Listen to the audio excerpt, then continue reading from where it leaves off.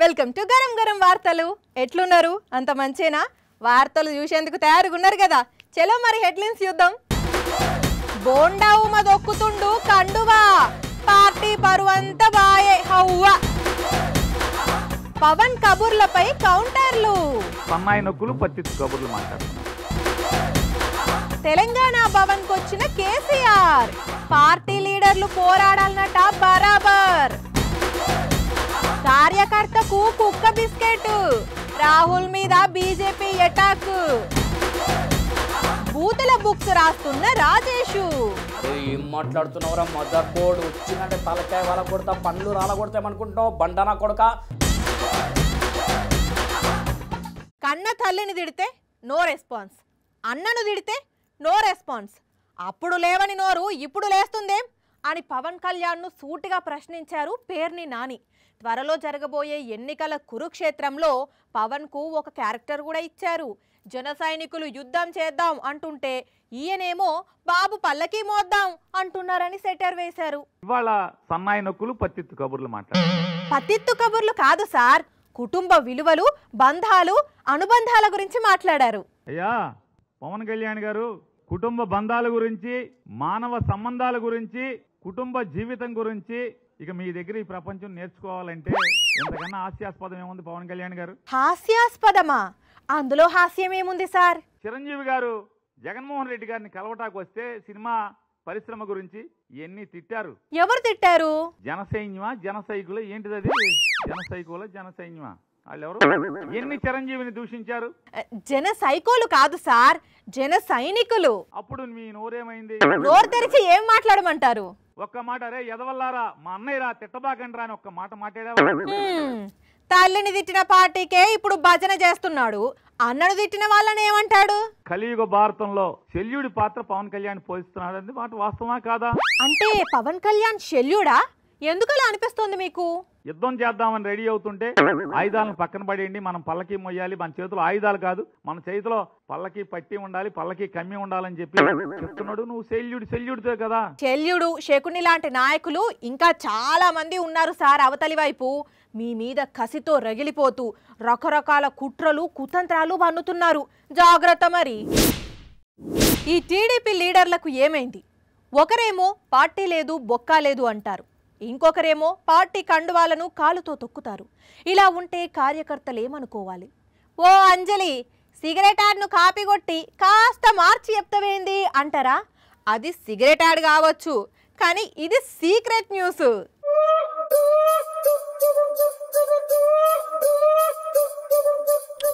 ఎందుకో మరి బోండా ఉమా గారికి పార్టీ కండువా అంటే అంత చులకన. ఒక్కొక్కరు పార్టీ కండువాను ఎంతో పవిత్రమైందన్నట్టు భావిస్తుంటారు. కానీ అదేందో బోండా సారు కాలు మీద కండువా పడితే తీయకుండా అట్లనే దొక్కుతున్నాడు. ఇంకా చూడండి, ఈ కండువే కాదు ఇంకో కండువా పడితే ఏం చేసిండో.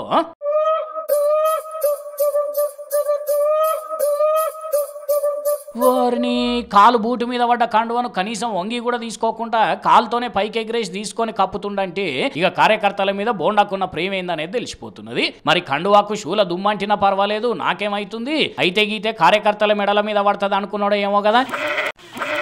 ఇప్పుడు ఇట్లా కాలు మీద కండువాన్ని తీసి మెడలేసేసరికి చూసినోళ్ళు ముక్కు నేలేసుకుంటున్నారు.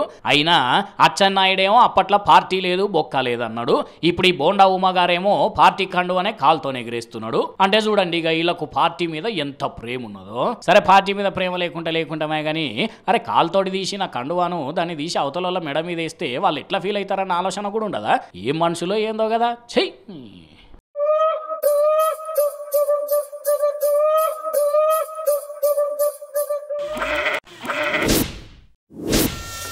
అబ్బబ్బబ్బబ్బబ్బా, ఈ నాయకులు తిట్టుకునే తిట్లు వింటుంటే చెవులు గిల్లుమంటున్నాయి. ఎవ్వరూ తగ్గడం లేదు, తిట్టుకు తిట్టే సమాధానం అన్నట్లు రెచ్చిపోతున్నారు. ఆ గొడవంతా మనకెందుకు గాని, మరి రాజేష్ ఎక్కడున్నాడో ఏం కథలు పడుతున్నాడో చూసొద్దాం పదండి.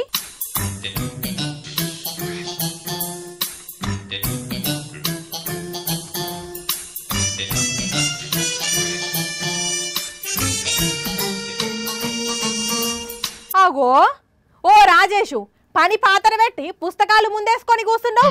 హైదరాబాద్ బుక్స్ ఎగ్జిబిషన్ లా స్టాల్ పెడుతున్నావా ఏంది? అయినా దానికి ఇంకా టైం ఉన్నది కదా. డిస్టర్బ్ చేయక మా పుస్తకం రాస్తున్నా కదా. పుస్తకం రాస్తున్నావా? అక్కడ నాయకులు గల్లాలు పట్టుకొని తన్నుకునేటట్లుంటే నువ్వు ఈడ పుస్తకాలు రాసుకుంటా కూసున్నావా?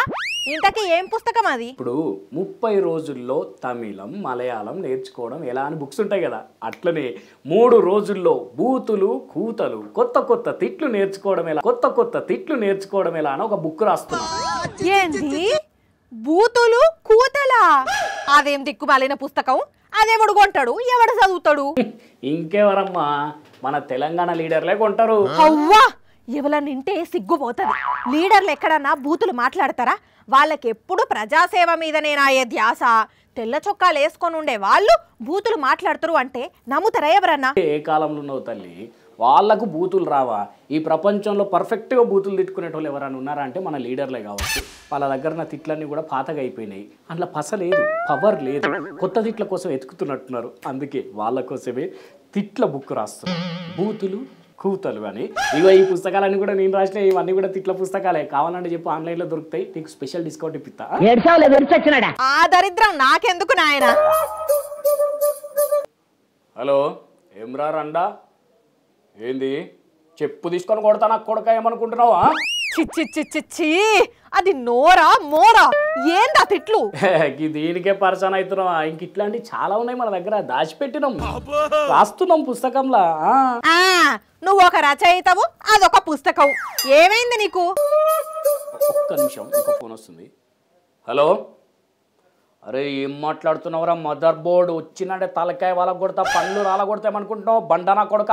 అరే నీ ఎంకమ్మ మాట్లాడకు చెప్తున్నా, నీ తాడపడి తలపడి వాళ్ళని ఎత్తకొని గడ్డ పెట్ట, నేను చీర చిత్తగట్ట పెట్టుకొని. వామ్మో వామ్మో వామ్మో, ఓ రాజేషు, నీకు దండం పెడతా. నీ మాటలు విని నాకు తల తిరిగిపోతుంది. ప్లీజ్ ఆపు, ఇక నేను భరించలేకపోతున్నా. ఇప్పుడు అర్థమైందా మన తిట్లకున్న పవర్ ఏందో? ఈ దెబ్బతోని ఈ పుస్తకం ఫుల్ పాపులర్ అయిపోయి మంచి పేరు వస్తుంది కావచ్చు నాకు. ఎందుకో నాకు నా పేరును గిన్నీస్ బుక్లకు కూడా ఎక్కిస్తారనిపిస్తుంది. అన్నట్టు చెప్పుడు మర్చిపోయినా, ఈ బూతుల బుక్ కొన్నోళ్లకు ఒక స్పెషల్ గిఫ్ట్ కూడా ఇస్తున్నాం తెలుసా? ఆ దిక్కుమాలిన పుస్తకానికి గిఫ్ట్ కూడా ఉన్నదా? ఏందా గిఫ్ట్? పుస్తకం కొన్న ప్రతి ఒక్కరికి చెప్పు గిఫ్ట్ ఇస్తున్నాం. ఏం చేయమంటావు చెప్పా? చెప్పుతోని ఒక చెప్పేసుకొని నడుస్తారా? పిచ్చిదానా, అట్లా కాదు. ఈ బుక్ కొన్నాక మంచిగా బూతులన్నీ బట్టి అవతలి పార్టీలను తిట్టుకుంటా మేమిచ్చిన గిఫ్ట్ చెప్పుని ఇట్లా చూపెట్టుకుంటా గట్టిగా మాట్లాడినారు అనుకో, అప్పుడు పర్ఫెక్ట్ మ్యాచ్ అవుతుంది అన్నట్టు. ఇంకో హైలైట్ ఏంటంటే చెప్పుని చాలా లైట్ వెయిట్ తయారు చేసిన, మంచి గ్రిప్ ఉంటుంది పట్టుకునే. ఏం పుట్టింది రాజేషు నీకు? ఇట్లా తయారైనవు? పుస్తకం అంటావు, తిట్లు అంటావు, చెప్పులు అంటావు, ఏంది ఇదంతా? ఏందబ్బా అట్లా తీసేస్తావు? క్రియేటివిటీ, బిజినెస్ చేస్తున్నా. బిజినెస్ ఏది? ఆ తిట్ల పుస్తకాలా? ఇంకేం దొరకలేదా నీకు బిజినెస్ చేసేటందుకు? అరే ఇలా తప్పేమున్నది అబ్బా, నాకు అర్థమైతే లేదు. కాంగ్రెస్ పార్టీ వాళ్ళు బీఆర్ఎస్ పార్టీ వాళ్ళు ఎట్లా తిట్టుకుంటున్నారు, ఎట్లా చెప్పులు చూపెట్టుకుంటున్నారు చూస్తలేవా నువ్వు?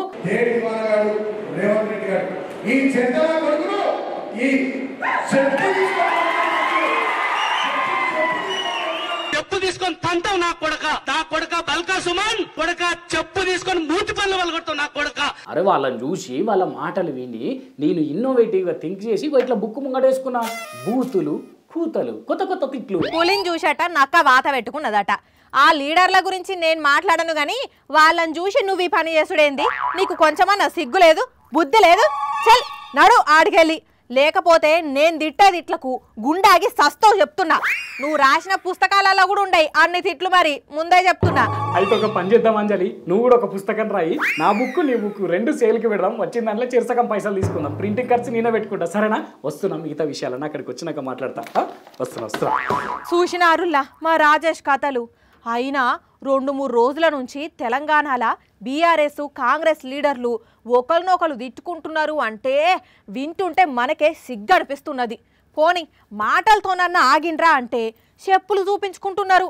ఇక వీళ్ళు సమాజానికి ఇట్లా బూతులు మాట్లాడి చెప్పులు చూపించి ఏం సందేశం ఇద్దాం అనుకుంటున్నారో ఏమో. గివా పాలిటిక్స్ అంటే ఛీ అంటున్నారు పబ్లిక్. బీఆర్ఎస్ అంటే కేసీఆర్, కేసీఆర్ అంటే బీఆర్ఎస్. ఇంకో ముచ్చట ఉండదు.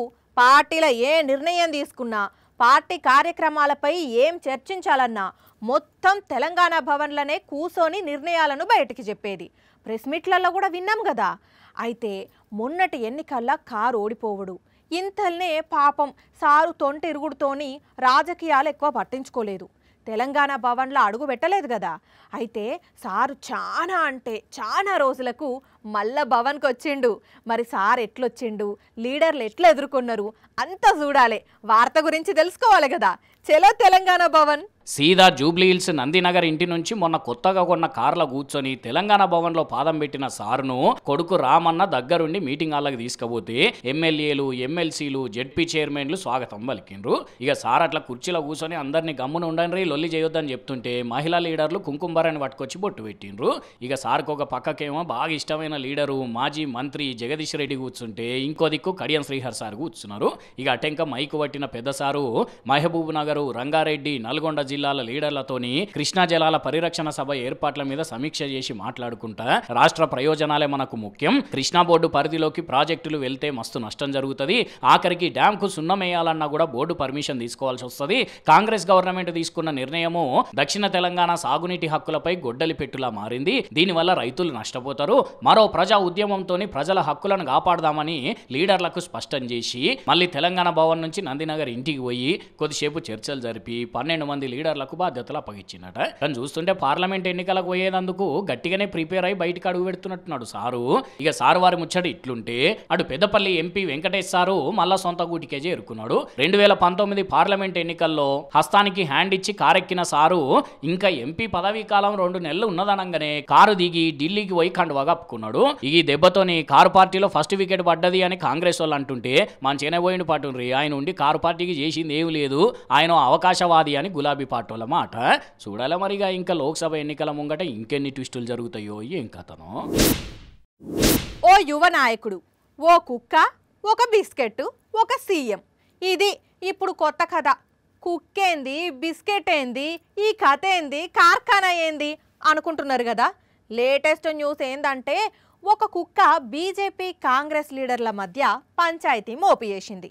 ఆ కుక్క లెక్కేందో చూద్దాం పారోసారి. కాంగ్రెస్ పార్టీ నాయకుడు రాహుల్ గాంధీ రూటే వేరు, ఆయన మాటలు చేష్టలు అన్నీ అలాగుంటాయి. ఇప్పుడు సార్వారు భారత్ జోడో న్యాయ యాత్ర అని చేస్తున్నాడు కదా, అగో ఆ యాత్రలో భాగంగా జార్ఖండ్కు పోయిన మనిషి తొవ్వెంట పోతుంటే ఏదో కుక్క కనిపించేసరికి దాన్ని చూసి ముచ్చట పడుకుంటా టామీ అనుకుంటూ దాన్ని ముద్దు చేసిండు. ఈ ఇంతలోనేవరు ఆయనకు ఒక బిస్కెట్ ప్యాకెట్ ఇస్తే అందులో నుంచి ఒక 2 బిస్కెట్లు తీసి కుక్కకి తినిపియబోయిండు. మరి ఆ కుక్క ఏమనుకున్నదో ఏం పాడో, చలు ఈ బిస్కెట్లు ఎవరికి కావాలి, ఏమన్నా బొక్కనో ముక్కనో ఉంటే పెట్టు అన్నట్టు మూతి తిప్పుకున్నట్టున్నది. ఇక దాంతో రాహుల్ గాంధీ ఆ బిస్కెట్లను పక్కనే ఉన్న ఒక కార్యకర్త చేతికిచ్చిండు. ఇక ఈ క్లిప్పును దొరకబట్టుకున్న బీజేపీ ఐటీ సెల్ ఊకుంటుందా, కుక్కకు పెట్టిన బిస్కెట్లు కార్యకర్తలకు ఎట్లా ఇస్తాడో అని క్వశ్చన్ చేయబట్టింది. ఇక ఇదే ముచ్చట కాంగ్రెస్ అన్న రాహుల్ గాంధీ అన్న పడపట పండ్లు కొరికే అస్సాం సీఎం హిమంత బిశ్వ శర్మ కాడికి పోయేసరికి ఆయన కూడా కష్టమని లేచిండు. ఇదేం పద్ధతే రాహుల్, మీ కార్యకర్తలకు కుక్క బిస్కెట్లు పెడతావా అని బ్యాటింగ్ షురూ చేసిండు. అక్కడితోనే ఆగలే, ఇంకా అంతకుముందు ఆయన కాంగ్రెస్ పార్టీలు ఉన్నప్పుడు తనకు కూడా కుక్క బిస్కెట్లు పెట్టిండని ఫ్లాష్ బ్యాక్ చెప్పుకొచ్చిండు.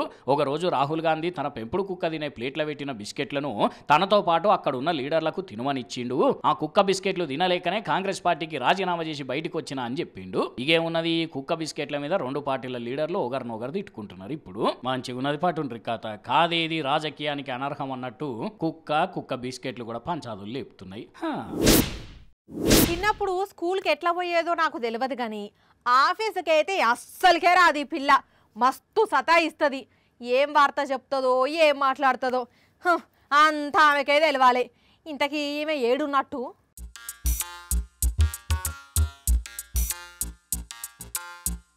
ఆగో మొన్ననే ఓ సోపతి పిల్లని వేసుకొని సినిమాకి పోతే వాళ్ళ నాన్నకు తెలిసి నెత్తి మించి 2 వేసిండు. నెత్తులున్న పేన్లు చావలే కావచ్చు, మళ్ళా పురుగు మెసిలి సినిమాకు మళ్ళేదో ఉపాయం చేస్తున్నట్టున్నది. ఆపకుండానే వెళ్ళిపోతుండు. ఓ పిల్ల, ఎవరి బండ్లు పడితే వాళ్ళ బండ్లు లిఫ్ట్ అడిగి ఎక్కొద్దు, నోట్ల దస్తి గుచ్చి ఒర్లకుండా చేసి కిడ్నాప్ చేస్తారని ఎన్నిసార్లు చెప్పాలి. లిఫ్ట్ ఎవరు అడిగిండ్రు ఇప్పుడు? ఓ దిక్కు అడుక్కుంటానే మళ్ళో దిక్కు లిఫ్ట్ ఎవరు అడుగుతాండ్రు అంటావా? లెఫ్ట్ హ్యాండ్ తో ఒక్కటిస్తా మళ్ళా. అయినా సినిమాలు చూడపోతే సత్తవా? మళ్ళీ ఇయ్యాల ఎవరు ఫోన్లు చేసిండ్రు, అవానేనా? సినిమాకి ఎవరు పోతున్నారు, లిఫ్ట్ ఎవరు అడుగుతున్నారు? ప్రకృతి పడి తిన్న బిర్యానీ కడుపులో అట్లనే ఉండి అరగక పిసుకుతున్నది కదా, ఆ కోపం అంతా నా మీద చూపిస్తున్నావు కదా, అంత ఎట్లెట్లనో మాట్లాడుతున్నావు ఊకే నువ్వు. ఓ అన్న ఆపాపాపు అన్న అన్న, ఈయన కూడా ఆపలేడు, అందరు ఆపకుండా పోతున్నారు. ఆగో ఇప్పుడు ఎందుకు బండి ఆపమన్నావు? దీన్ని లిఫ్ట్ అడుగుడు అనరా? ఏందో కకృతి బిర్యానీ అంటావు కంపమోహం వేసుకొని. పంప ముఖం నాదో నీదో అద్దం ముందుకు పోయి చూసుకుంటే తెలుస్తుంది. అయినా నేను అడుగుతుంది లిఫ్ట్ కోసం కాదు, అడ్రస్ కోసం. ఆహా, ఇప్పుడు తమరు ఆఫీస్ కు రాకుండా ఆడిడ అడ్రస్లు అడుక్కుంటా తిరిగితే మేము చూసుకుంటుండాలనా? ఓ షిట్, అదెక్కడిది? I'm own business women. అయినా యు నో నా. అబ్బా నీ సెటైర్లో జాబ్ వద్దా? ఇంతకు తమరు ఏం వ్యాపారం స్టార్ట్ చేసినట్టు? Ravali GPS system. అంటే సాఫ్ట్వేర్ బిజినెసా? లేదు, రోడ్ సైడ్ బిజినెస్. ఇంతకు ఆఫీస్ ఎక్కడా? చూస్తలేవా ఇది? ఎండలా సూర్యుని చుట్టూ చూసినట్టు కళ్ళు ఇట్లా పెడతావేంది? ఇదే నా ఆఫీసు. ఆహా, ఇంతకు తమరి పనేందో? ఏం లేదు, ఇక్కడ నిల్చున్నాను అనుకో, ఎవరో ఒకరు వచ్చి అడ్రస్ అడిగిపోతుంటారు. వాళ్ళకి నేను అడ్రస్ చెప్పినా అనుకో 50 రూపాయలు. ఇదే నా కొత్త వ్యాపారం. ఇట్లా రోజుకు 100 మందికి అడ్రస్ చెప్పినా అనుకో రోజుకు 2500, నెలకు 75,000. నువ్వు ఇస్తున్నావా అంతా? ఏందో పెద్ద బిల్డప్. ఇప్పుడు అందరి చేతిలో ఫోన్లే ఉండే, దాన్ని ఫాలో అవ్వకుంటా పోరా? అయినా నీకు ఈ దిక్కుమాలిన ఆలోచన ఎట్లొచ్చింది? రోడ్ పక్కన ఒక తాతకు చిన్న దుకాణం ఉండేది. ఆ తాత దగ్గరికి అందరు అడ్రస్ కావాలని వచ్చేటోళ్ళు. అయితే ఆ తాత అందరికి అడ్రస్ చెప్తా ఉండేటోళ్ళు. కానీ ఒక రోజు ఆ తాతకు ఒక ఐడియా వచ్చి అడ్రస్ చెప్తే 10 రూపాయలు అని చెప్పి బోర్డు పెట్టిండు. మంచిగా ఫుల్ గిరాకీ అయ్యేది. అట్లా ఆ తాతకి అది ఫైనాన్షియల్ సపోర్ట్ కూడా అయింది. ఆ తాతను చూసి నేను కూడా ఎందుకు స్టార్ట్ చేయొద్దా అని చెప్పి నేను స్టార్ట్ చేసిన. ఇగో ఆయనదంటే ఏ మారుమూల ఊరో కాబట్టి వర్కౌట్ అయ్యి ఉంటది. ఈ సిటీలు ఉన్నోళ్ళు మ్యాప్ చూసుకొని పోకుండా అడ్రస్లు అడుగుతారా? నాడు ఇప్పటి వరకు నీకు 1 రూపాయన గిరాకైందా? అసలు జాబ్ వదిలేస్తే అడుక్కు తింటావు. అమ్మో, ఇదేదో తేడా కొట్టేటట్టున్నది. అంజలి, ఆఫీస్కి వచ్చేటందుకే అందరినీ లిఫ్ట్ అడుగుతున్నా. నీతోని ఉత్తగానే జోక్ చేసిన. ఉండు కాసేపు, లిఫ్ట్ అడిగి వస్తా ఆఫీస్కి, సరేనా? ఏడిచినట్టు ఉన్నది. అర్ధ గంటలు ఇక్కడ ఉండకపోతే తర్వాత నువ్వు ఉండవు చెప్తున్నా. గల్లీ పోరలంతా గోడలకు బొగ్గు గీసిన వికెట్లతో 1 టప్ క్యాచ్ క్రికెట్ మ్యాచ్ ఆడితే చూసినాం. ఒక్క గ్రౌండ్లోనే ఇటో గుంపు అటో గుంపు, ఇవతలి దిక్కో గుంపు అవతలి దిక్కో గుంపుగా మ్యాచ్లు ఆడే ప్లేయర్లను చూసినాం. ఇక ఊర్లల్లా చెరువులల్లా క్రికెట్ ఆడినోళ్ళని చూసినాం. వరిషేండ్లు ఓయంగానే మడికట్లల్లా క్రికెట్ ఆడినోళ్ళని చూసినాం.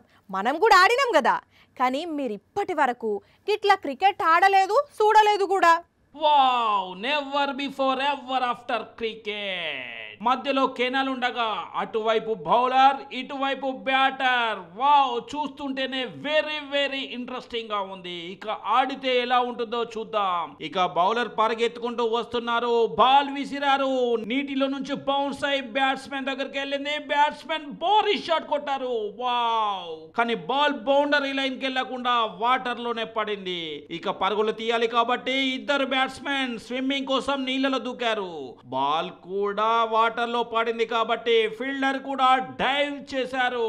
బాల్ ను పట్టగానే త్రో వేద్దామని చూశారు, కీపర్ కు విసిరేశారు. Wow, run out. కానీ ఎంపైర్ డెసిషన్ ఏముంటది అనేది చాలా సస్పెన్స్ గా మారింది. చాలా క్లిష్టమైన డెసిషన్ కావడంతో ఎంపైర్ కూడా థర్డ్ ఎంపైర్ కు ఇచ్చేశారు.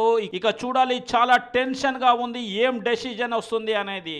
yes out, third umpire out గా ప్రకటించారు. మనం మరొక్కసారి రిప్లై లో కూడా చూడొచ్చు, చాలా క్లియర్ గా అవుట్ అయినట్టు కనిపిస్తోంది.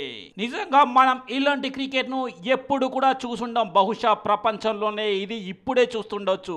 అందుకే ఈ వీడియో సోషల్ మీడియాలో చాలా వైరల్ గా మారుతోంది. ఇక ఇవి మరి ఇయాల్టి గరం గరం వార్తలు.